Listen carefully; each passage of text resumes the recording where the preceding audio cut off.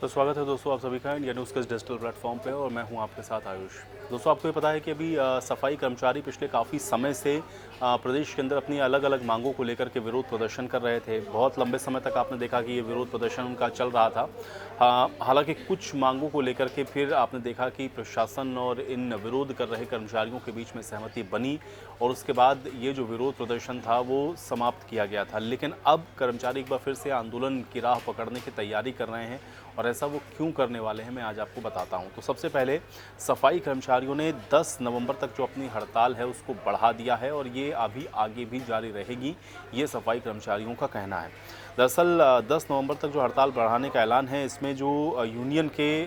तरफ से कहा गया है उसमें ये कहा गया है कि महर्षि वाल्मीकि की जयंती पर 1000 रुपये की बढ़ोतरी करके सफाई कर्मचारियों के साथ एक बड़ा मजाक किया गया है। इसके अलावा उन्होंने ये भी कहा है कि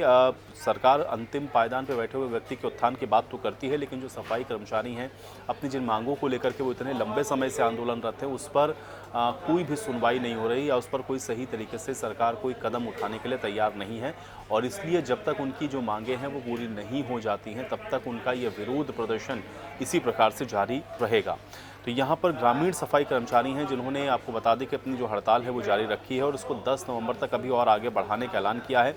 आपको ये भी बता दें कि जो ग्रामीण सफाई कर्मचारी हैं वो 10 अक्टूबर से हड़ताल पर चल रहे हैं और उनका ये हड़ताल अगर आप देखेंगे तो 25 दिन से ज़्यादा का समय हो चुका है। अब सफाई कर्मचारियों ने अपनी जो मांग पत्र हैं उसको एक बार फिर से आपको बता दें कि तहसीलदार को सौंपा है जिसमें उन्होंने ये डिमांड की है कि उनकी जो मांग है उस पर एक बार फिर से विचार किया जाए। इसमें उन्होंने ये भी कहा है कि पिछले 24 दिनों से जो हड़ताल उनकी चल रही है उससे जो ग्रामीण साफ़ सफाई है वो पूरी तरह से ग्रामीण क्षेत्रों की साफ़ सफाई व्यवस्था ठप्प हो गई है